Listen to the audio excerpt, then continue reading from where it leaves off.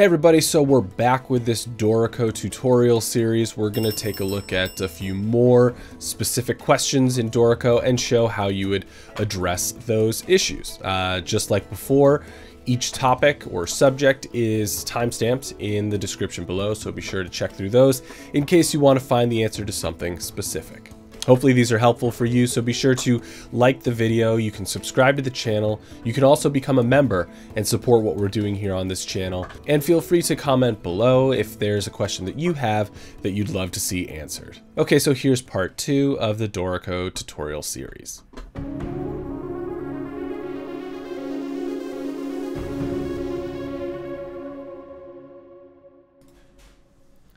If we would like to add a chord, perhaps to this note here, the F, we go over here to the left and we select this option. We could also hit the Q on the keyboard to activate a chord. Now we'll double click in here, and since we see this plus sign, we know we're adding a chord or we're adding a note on top of this. Let's hit the D on the physical keyboard. Now it's added it above, so we're going to hit Control, Alt, down arrow, and it's put it below. We could do this again to add a B, and now Control, Alt, down arrow to put it below. Here in our piece, we want to change the name from Untitled Project 2 to something else. We're going to go over here to File, and we're going to go to Project Info. In this section, we can change all of the information for the entire project or for the flow. Flows act about the same as movements. So this is currently Untitled Project 2. We're going to call this Tim's Project. And we're going to put the composer, Tim Corpus. We're also going to add some copyright information right here. And we're going to put copyright 2025. Now let's go ahead and hit apply. And then we're going to close this. Now we can see that it's added my title here and my name here, and it's even added the copyright information here. It's doing this in engrave mode. So up here on the top left, we'll select engrave. And now, in order to impact these green squares, these rectangles, those are frames. So we're going to select the frames tool here on the left. So now that we have this selected, we could double click in here and we see this code here, @project copyright @. Now these are wildcards. There's also one up here. If I double click in here, @project composer, and up here, @project title.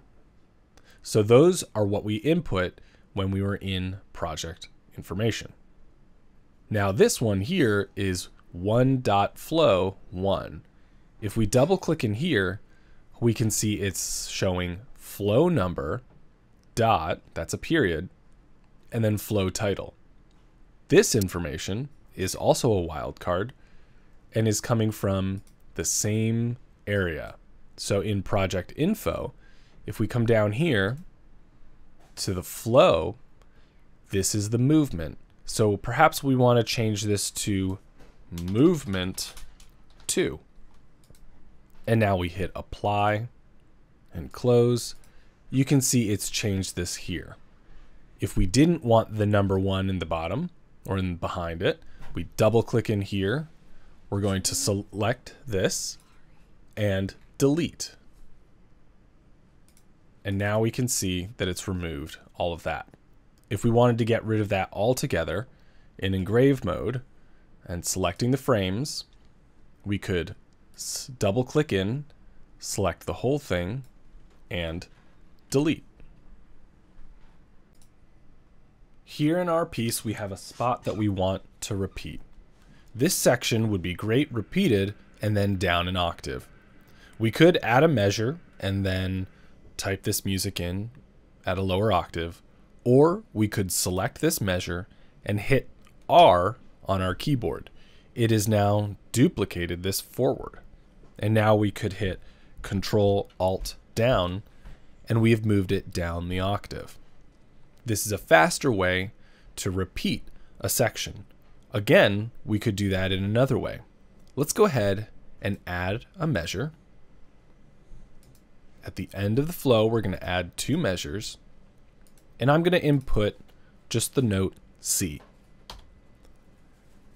It's shown down here, and now I'm going to put in 2 eighth notes, D and E.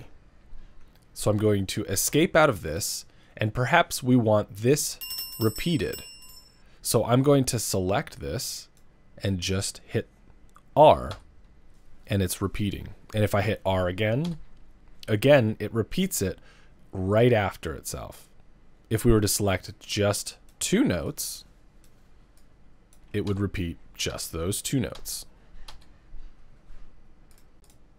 Perhaps in a scenario, you want to move a measure to a different system. To do this, we need to be in engrave mode. Now, to move the notes and the entire measure up, all we have to do is have this tool selected, the graphic editing, and we'll select a note within the measure we want to move. We could now, up here in the top left, select Move to Previous System. And it has moved the music up. And it is noticed that it gives us these signposts that say system break. This is letting us know that there is a manual system break, and it is not naturally letting the music flow from the system. Now, if we wanted to move this back down to the next system, again, we select any note within our measure here, and we select Move to Next System, and now it has created a new system break. We have 3 system breaks: the first, the second, and the third. And this is because we keep moving our measures up and down. But that's okay. All we have to do to get this measure back up here is we could select this and move it by selecting our signpost here, the purple signpost that says system break, and click delete. And it has moved it back within the same system. This piece needs a tempo. We're going to select this first note here, the B, and we're going to use the popover Shift plus T for time. And now we want this piece to be quarter note equals 100. So Q equals sign 100. And we don't need any spaces in between this. Let's hit enter. And now we have our information right here, automatically put in. And I did all of this in write mode. But perhaps we want to add some text to this. So let's select this quarter note equals 100. And down here at the bottom of the page, we're going to select this arrow to see some additional options. So let's add some text. We're going to check this box for text shown, and we're going to type in here something interesting. How about lovingly? And now we have text here that gives us an indication for the playing style. And really, I'm okay if this piece moves a little faster or slower than 100. So I'm going to allow that this is approximate. And here I can hit this is approximate, and it automatically adds the circa sign before our number. And for some engraving modes, perhaps we want this within parentheses, which was really common in Finale. We can check this box here and get those parentheses. This section here of our music is quite dramatic, and we want to add a ritardando. So we're going to select this measure, and it highlighted all of these notes within the measure, and I am now going to add a rit. We're going to do Shift plus T, and now all we have to do is type R-I-T, and the ritardando option comes up. We're going to select that, and it automatically put in a ritardando. Now, if we wanted to extend this, we could select here, and you have a circle here and a circle there. So if we need to move this to start just a little bit earlier, we could do that. And perhaps the ritardando goes all the way through measure 7. Something else when we're working is sometimes we don't have space for all of these letters. So let's open the options from the bottom of the page. And now we're going to make this an abbreviation. So we're going to select abbreviation, and we're going to type RIT, and now it's abbreviated. We have a very dramatic moment here in our music.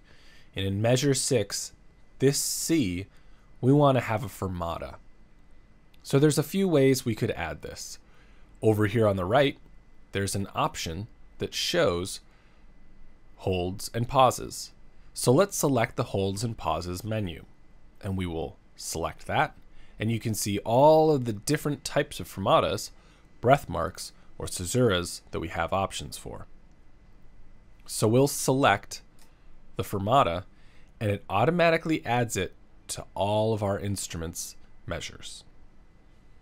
Another way we could do this, I'm going to delete this, is we could select this C and do Shift plus H, and now we have the popover for this same menu.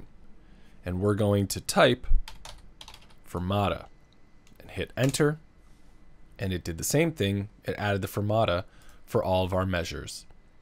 This is a little different than finale, and it's a lot nicer because you don't have measures where you accidentally forget to add a fermata for someone who's not playing.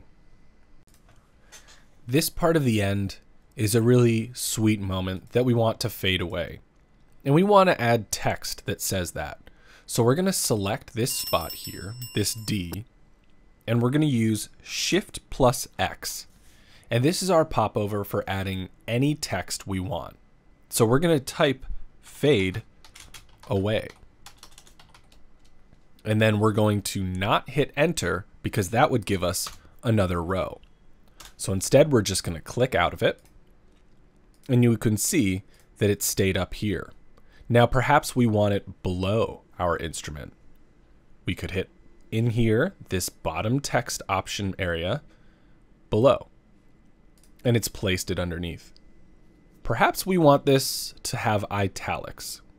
So we could double click, and then we could highlight our text, and similar to a word notation software like Microsoft Word, Excel, we could select some options to change our text from regular to italic. And it's this fourth box here. Let's select italics. And right now our size is 11.9. Let's make this a little bit smaller. So we're going to use these arrows here to go down to 10. And now I'm going to select out of here, and you can see it's a smaller fadeaway that's placed here. This moment here for our violinist is a very exciting moment. So let's add in a playing technique, con brio, with spirit. So we could put that in as a text like we did before with fade away using our popover Shift plus X. We could also add a playing technique. Over here on the right hand side, we have this menu here, playing techniques. So if we look at this, we have a variety of options. Some are organized by instrument type for winds, brass, percussion. Here in strings, we don't have anything that currently says con brio. And if we look up here, we also don't have anything in our common markings. So let's add a new one. All we have to do is under whichever section we want it. So if this was a common playing technique, or if this was a pitched percussion technique, there's this plus button underneath each category where we can add it. So I'm going to add mine under common up here at the top. So we're going to take this plus button here, click it. And up here we can see it says new playing technique.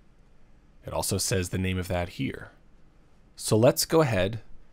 We're going to select in here, backspace, get rid of that. And we're going to type C-O-N-B-R-I-O for Combrio. And now you can see it's already added it in here and the name. This is the name of the playing technique. The text that it says is here in type and text. So if perhaps you wanted to change this to Combrio 2 for some reason, you could do that, and it doesn't change the name. But whatever you put in this text box will show when you input the playing technique in the music. So we're going to remove that 2. We're going to go ahead and hit OK.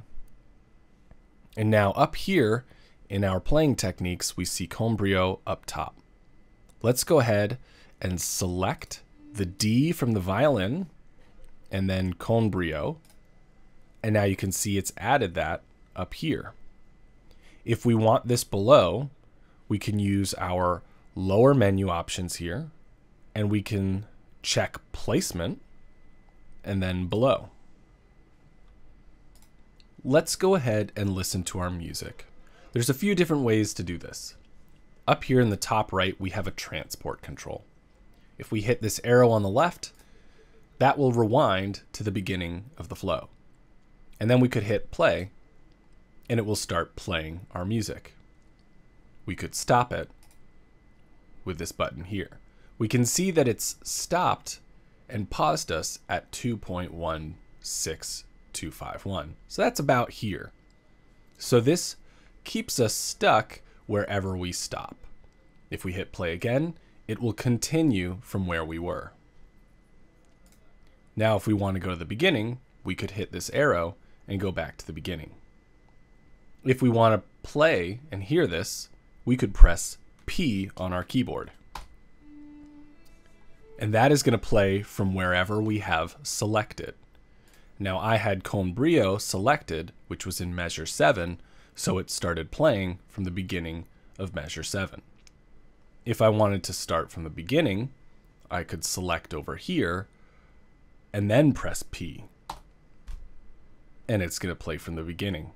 If I wanted to stop, I could also hit the space bar, and that will also stop the play. All right, so hopefully these were helpful for you. Part 2 covering a myriad of different issues and ideas in Dorico. So be sure to like the video, subscribe to the channel, and you can still become a member and support what we're doing here on this channel. So stay tuned for the next set of questions and topics with Dorico 5, and I'll see you next time.